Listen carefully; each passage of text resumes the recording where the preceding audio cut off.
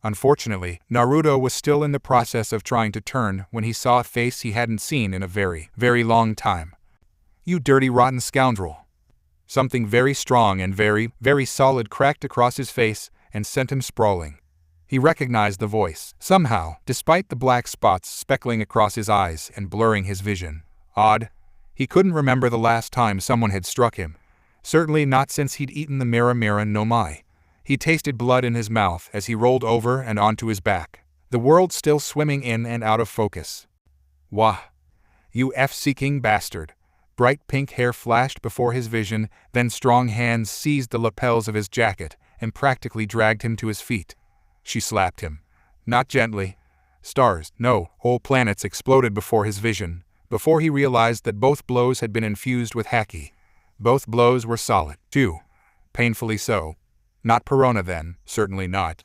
She'd have just phased right through him, and she'd no reason to strike him, for that matter. "You no good F-seeking bastard." That shook him right out of his daze. It took some time, but eventually, the words swam into focus for him. Immediately, he wished it hadn't. He recognized her. How could he not? Hers was a face that he could have forgotten, if he had the heart to forget. He did not. Nor did he have the strength to avert his gaze once focused, because now he could see. Belatedly, he realized that she was crying as she struck him, each blow growing weaker and lacking of focus until they passed through him altogether. "Ah, Bonnie," he half-laughed, half-groaned, around a mouthful of bloody lips. "Long time no see." "You won't be able to see it all when I'm through with you," she snarled at him, but her words lacked their usual venom. At length, she released him. Naruto wobbled for a moment, then regained his balance, his features already resetting into their usual shape as the flames boiled away what damage had been done to them. He stood woodenly, not taking enough care as he did so. "So, how did you find me, Bonnie?" he asked at last, brushing himself off. "I didn't expect to see you here." "You gave me your Vivre card, dumbass." "Oh yeah." Naruto scratched the back of his head in contrition. "Forgot about that."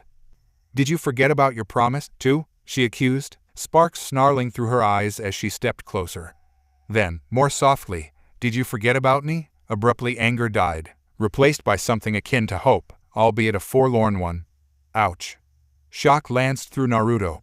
He hadn't forgotten about their promise, thought she might have expected him to, after he'd fled. "I haven't forgotten," he argued weakly. "It's just that I made Hamasia promise, too." With that, Naruto started to silently move away. She quickly turned and reached out with her hand, grabbing his forearm. He froze. Taking his hand, she brought to her face, cradling her cheek. All at once he surged forward, seizing Bonnie in his arms and kissing her with a ferocity that nearly overwhelmed her. "I've been a fool. She shouldn't feel this way." Jewelry Bonnie had never cared for such trivialities, and she cursed herself for them now. Love was a weakness. Love was an anchor. A chain. It held you down and tied you a noose around your neck, one that slowly constricted over time.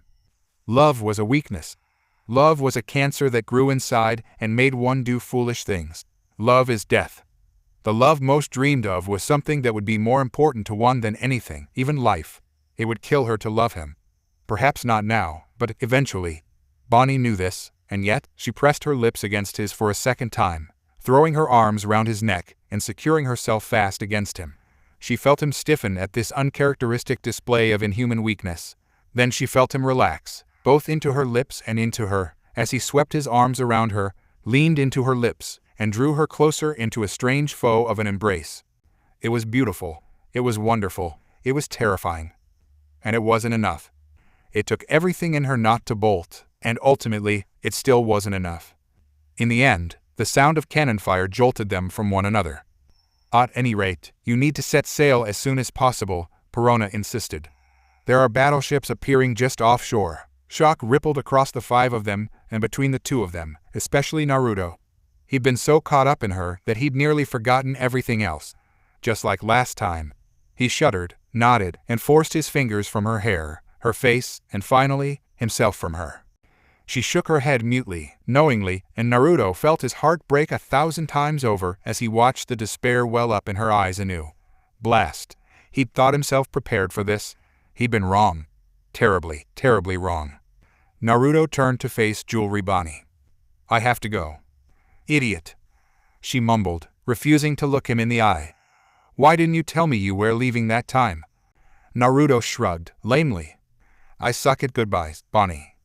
Then don't say it this time, she whispered softly. Eh? I said don't say goodbye this time? Naruto grunted as she stomped on his foot and ground her heel in. Yep, same old Bonnie. Tsundere or not, she still knew how to kick his ass when he got out of line. Still, he winced as she withdrew, the action striking painfully at the chord of his soul.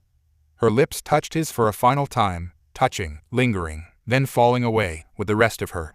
She took 2 steps away from him, and he saw how much effort that took from her. I'll see you in the new world, he promised, hoping he sounded more convicted than he felt. Because suddenly, he wasn't feeling all that convicted at all at the moment. With the former love of his life, things had always been complicated. It had always been that way. You bet your ass you will. Bonnie's reply was softer than he'd expected, not quite sad, nor could it be Khaled happy. He couldn't be sure of what to make of it. And before he had the chance to dissect it further, she spun about on one heel and walked away. Watching her walk watching a woman he'd loved walk out of his life, it took every fiber of his being to stand fast, to stand still and not break in two. Suddenly, it occurred to Naruto that he might not see her again. And so, he watched. He watched her go, watched the swaying of her hips, watched everything and anything about her. He stayed that way, just watching, waiting and watching until she'd rounded a corner and paused. She turned, her gaze locking with his, even across the distance that separated him. She touched a hand to her necklace, raising it as far as that chain would allow, and then she let it drop to her saint, instead of breaking it, as he'd feared she would.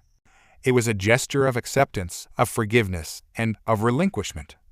Take care of yourself, she called from across the corner, then she rounded it, and was taken from his sight. Naruto found himself staring, although she was gone. Even then, it took a harsh word from Sanji to draw him from his reverie. He blinked, and found that his eyes were suddenly moist. Why was that? Did he truly miss her already? It wasn't too late. If he wanted, he could chase after her, maybe even catch up. So why wasn't he moving? Because he was needed elsewhere. He'd made a promise to Ace, and though it pained him to do so, he just couldn't bring himself to break it. That promise had been the very definition of who he was for the last 2 years. He had molded his very life around it, conformed to it, made sacrifices for it, and, given the chance, he would likely make many, many more in the future. Oi, you all right? Zolo asked, his voice tinged with concern. Naruto didn't know the swordsman all that well, but he felt that the man's intent was genuine. With that knowledge, the apoplectic rage brewing behind his eyes dimmed, leaving him only with a dull ache just above his saint. For a moment, it looked as though he might rebel. His lips pursed into a thin line, however, and even Luffy could have seen that it was only with great reluctance that Burning Will discarded his thoughts of desertion. At length, he exhaled, heavily. I will be. Naruto sighed and scrubbed at his eyes with the back of his hand, his expression still somewhat on the dour side. Eventually, can we get going now? I find myself with a sudden desire to be far, far away from this place. Zolo inclined his head a fraction of an inch. I think we can manage that. Perona bid them farewell shortly thereafter. Thankfully, she didn't try to kiss him again. Naruto didn't know if he could handle it, teasing or not. A small part of him yearned for comfort and solace. He was torn. He would likely remain that way for quite some time. As they hurried through the streets, however, it was ultimately Sanji who'd taken it upon himself to his fellow blonde. Naruto had been expecting this. In fact, he welcomed it. Anything to turn his mind from her, from the life he'd just left behind, a life of contention and peace. Best not to think of it, he mused. Better to distract himself. Just who the hell do you think you are, huh? Sanji was asking, when, abruptly, Naruto rounded on him. Naruto rounded on him, moving with a speed that Sanji had not thought possible. One moment he'd been yards away, watching his former lover walk out of his life. The next, smoldering swirls of sapphire and scarlet swelled before his vision, blotting out all else. Belatedly, Sanji realized that Naruto wasn't angry. He was furious. Furious was risking the term actually. Perhaps enraged fit the bill. Perhaps it did, as Sanji began to realize that he'd broached the one subject that could easily draw the ire of Burning Will,